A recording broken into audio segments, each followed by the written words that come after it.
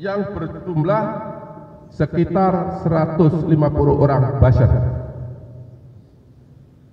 Kemudian merekrut, menggerakkan dan membayar buzzer-buzzer tersebut dengan bayaran sekitar 1,5 juta rupiah per buzzer. Warahmatullahi wabarakatuh. Selamat malam, salam sejahtera untuk kita sekalian. Salam, Om Swastiastu, Namo Buddhaya, salam kebajikan, salam bahagia, salam sehat dan rahayu untuk kita semua. Yang kami hormati Pak Direktur Penyidikan pada Jampitsus beserta para Kasubdit dan penyidik pada jajaran Jampitsus, Pak Kabid Humas, yang saya hormati dan rekan-rekan media yang kami sangat banggakan. Yang pertama tentu kita patut bersyukur karena berbagai nikmat yang kita terima, khususnya nikmat sehat, sehingga malam ini kita bisa hadir bersama-sama dalam rangka penyampaian rilis dalam perkembangan penanganan perkara di jajaran Jampitsus. Rekan-rekan media, yang pertama kami sampaikan bahwa malam ini akan ada 2 rilis yang akan disampaikan. Yang pertama dari jajaran Jampitsus dan nanti setelah ini dari jajaran Pitmin, pidana militer. Terkait dengan dari jajaran Jampitsus bahwa Direktur Penyidikan akan menyampaikan perkembangan penanganan perkara berupa dugaan perintangan dalam penanganan perkara tindak pidana korupsi, ya, yang sedang dilakukan oleh penyidik pada jajaran Jampitsus. Rekan-rekan media, perlu kami sampaikan bahwa dalam perkara ini setidaknya ada 14 orang saksi yang sudah diperiksa, dan hari ini dilakukan pemeriksaan terhadap 5 orang saksi. Dan bagaimana status terhadap dari 5 orang saksi ini tentu nanti Direktur Penyidikan akan menyampaikan bagaimana perkembangannya. Oleh karenanya saya kira karena mengingat waktu, kami persilakan saja Pak Direktur Penyidikan untuk menyampaikan perkembangan terkait dengan perkara ini. Kami persilakan.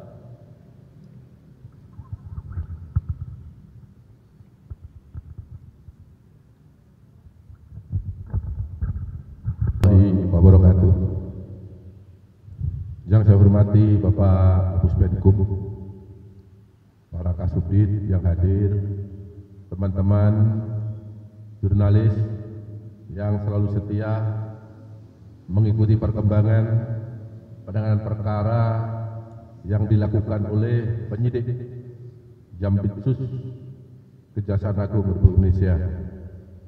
Pada malam ini saya akan menyampaikan perkembangan penyidikan tindak pidana korupsi dengan sengaja mencegah, merintangi atau menggagalkan secara langsung atau tidak langsung penyidikan, penuntutan dan pemeriksaan di sidang pengadilan dalam perkara korupsi pemberian fasilitas ekspor crude palm oil CPO dan turunannya, kemudian perkara korupsi tata niaga timah dan perkara korupsi dalam kegiatan importasi gula. Jadi ini pengembangan dari perkara penangkapan hakim, ya, kemudian beberapa tersangka juga sudah kita tetapkan, juga merupakan pengembangan, dan malam hari ini kami sampaikan lagi pengembangan berikutnya. Pada hari ini, Rabu tanggal 7 Mei 2025, kami sampaikan perkembangan penanganan perkara tindak pidana suap dan atau gratifikasi terkait dengan penanganan perkara di Pengadilan Negeri Jakarta Pusat. Berdasarkan surat perintah penyidikan Direktorat Penyidikan pada Jaksa Agung Muda Tindak Pidana Khusus nomor 23 tanggal 11 April 2025. Dalam perkara aku, penyidik berdasarkan hasil pemeriksaan terhadap MM dan beberapa saksi lainnya dikaitkan dengan keterangan saksi-saksi dan alat bukti yang telah diperoleh selama penyidikan, tim penyidik pada Jaksa Agung Muda Tindak Pidana Khusus menyimpulkan telah terdapat 2 alat bukti yang cukup untuk menetapkan 1 orang tersangka. Adapun yang bersangkutan berinisial MM selaku Ketua Tim Cyber Army berdasarkan penetapan tersangka nomor TAP 32 tanggal 7 Mei 2025 dan berdasarkan surat perintah penyidikan nomor 35 tanggal 7 Mei 2025. Adapun hasil pemeriksaan yang telah diperoleh oleh penyidik dapat disampaikan fakta-fakta sebagai berikut. Terdapat perbuatan jahat antara MAM selaku Ketua Tim Cyber Army bersama dengan MS, JS, dan TB selaku Direktur Pemberitaan JEK TV untuk mencegah, merintangi atau menggagalkan baik secara langsung atau tidak langsung dalam penanganan perkara tindak pidana korupsi pemberian fasilitas ekspor crude palm oil atau CPO dan turunannya, tindak pidana korupsi tata niaga komoditas timah di wilayah UPT Timah TBK, dan perkara tindak pidana korupsi dalam kegiatan importasi gula. Atas nama tersangka atau sekarang terdakwa Tom Lembong, baik dalam penyidikan, penuntutan maupun pemeriksaan di sidang pengadilan yang saat ini sedang berlangsung. Adapun perbuatan tersebut dilakukan oleh MAM dengan cara sebagai berikut.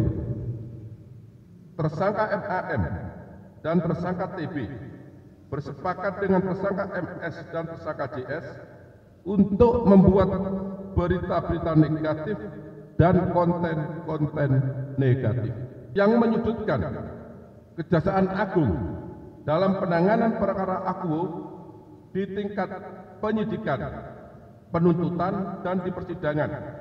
Selanjutnya dipublikasikan oleh tersangka MAM dan tersangka TB melalui media sosial TikTok, Instagram, dan Twitter. Tersangka JS membuat narasi-narasi dan opini-opini positif bagi tim pengacara MS dan JS, dan sebaliknya membuat narasi negatif bagi penyidik maupun penuntut umum pada Jampitsus Kejaksaan Agung yang antara lain menyatakan bahwa metodologi penghitungan kerugian keuangan negara dalam perkara Akuo yang dilakukan Kejaksaan Agung adalah tidak benar dan menyesatkan. Kemudian tersangka TB memuat narasi negatif tersebut dalam berita di sejumlah media sosial dan media online. Tersangka TB memproduksi acara TV show melalui dialog, talk show, dan diskusi panel di beberapa kampus yang diliput oleh JEK TV yang isinya menyudutkan kinerja penyidikan maupun penuntutan yang dilakukan oleh Direktorat Penyidikan pada Jaksa Agung Muda Tindak Pidana Khusus.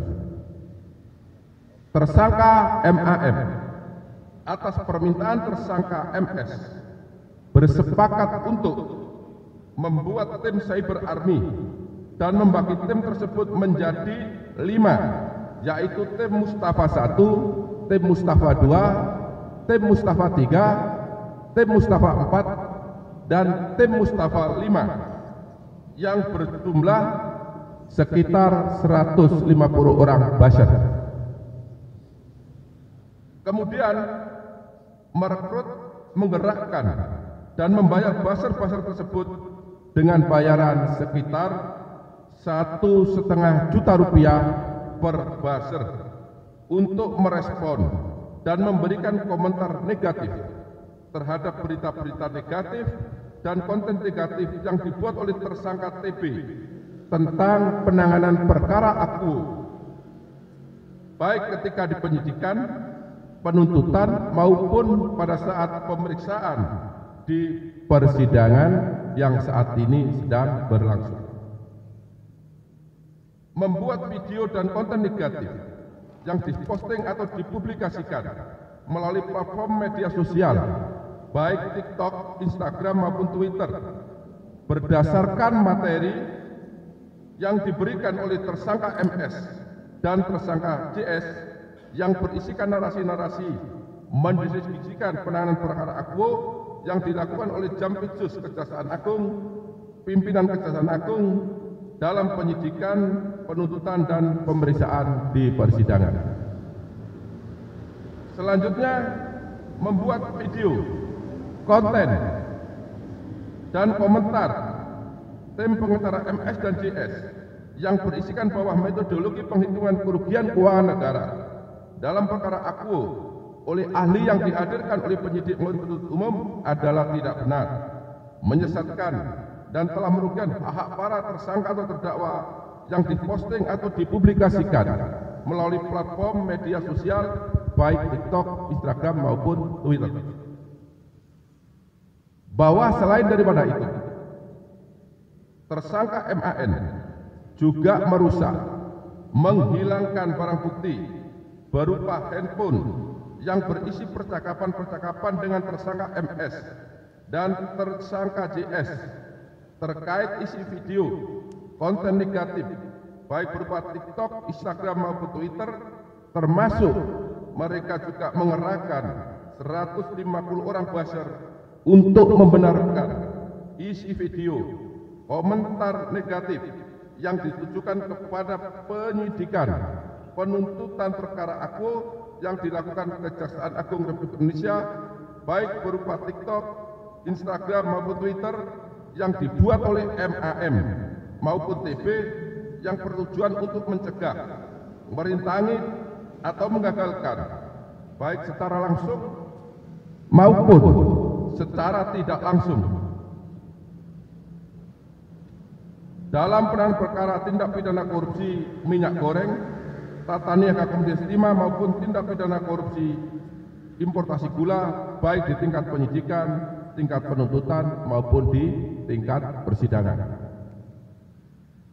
Bahwa terhadap perbuatan MM yang bertujuan merintangi dan atau menggagalkan secara langsung atau tidak langsung penanganan perkara tindak pidana korupsi yang dilakukan oleh jajaran Jaksa Agung Muda Tindak Pidana Khusus Kejaksaan Republik Indonesia, tersangka MM memperoleh uang sebesar 697.500.000 rupiah dari tersangka MS melalui Indah Kusumawati, yaitu staf di bagian keuangan kantor hukum AALF, dan yang diberikan oleh MS melalui Rizky, yaitu kurir di kantor hukum AALF, sebanyak 167 juta rupiah, sehingga jumlah total uang yang diterima oleh